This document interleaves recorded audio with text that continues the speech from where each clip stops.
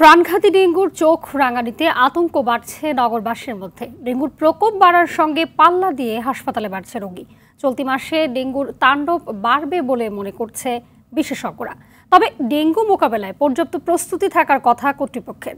মাইদুর রহমান রুবেল জানাচ্ছেন বিস্তারিত। ছোট্ট হাতে স্যালাইন সঞ্চালনের ক্যানুলা, ডেঙ্গুর সাথে লড়াই করে 3 দিন চুপচাপ থাকার পর 1 বছর বয়সী আরাফাত ফিরেছে তার স্বভাবসুলভ আচরণে, আর এতেই খুশি তার মা। এমন আরও অনেকে ভর্তি ডিএনসিসি ডেডিকেটেড হাসপাতালে। খেলনা পড়ে থাকলেও খেলার মানুষটি শান্ত হয়ে শুয়ে আছে বিছানায়।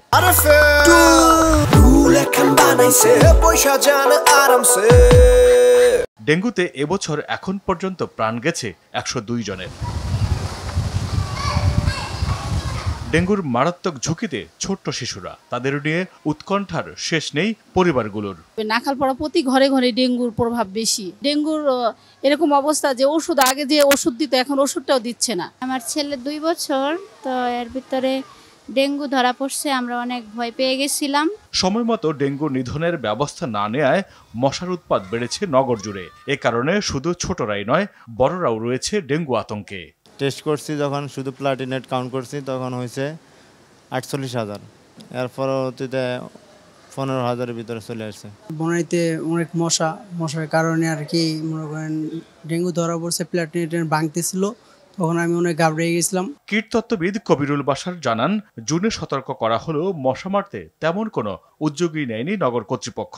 এ মাসে উড়ন্ত মশা মারতে না পারলে অক্টোবর জুড়ে বাড়বে আরও ঝুঁকি। জুলাই মাসেই আমরা জানিয়েছিলাম যে সেপ্টেম্বর মাসে বাংলাদেশে ডেঙ্গু পরিস্থিতি খারাপ হবে। এই মুহূর্তে যেটি করণীয় সেটি হচ্ছে হটস্পট ম্যানেজমেন্ট। যেই জায়গাগুলোতে, যেই বাড়িতে ডেঙ্গু রোগী আছে সেই বাড়ির চতুর্দিকে 200 মিটারকে কেন্দ্র করে ফগিং করে উড়ন্ত মশা মেরে দিতে হবে।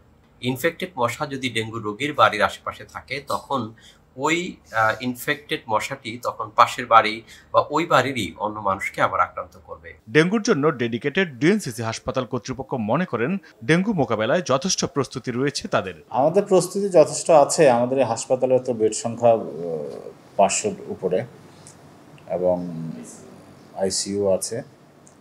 আর এখানে আমাদের ঔষধ, স্যালাইন এবং অন্যান্য প্যাথোলজিক্যাল রিয়েজেন্ট সবই মজুদ আছে। চলতি বছর হাসপাতালে চিকিৎসা নিয়েছে 16,819 জন। আগস্টে 6,500 রোগী শনাক্ত হলেও চলতি মাসের 10 দিনেই রোগী পৌঁছেছে 4,000-এর ঘরে। মাইদুর রহমান রুবেল, RTV, ঢাকা।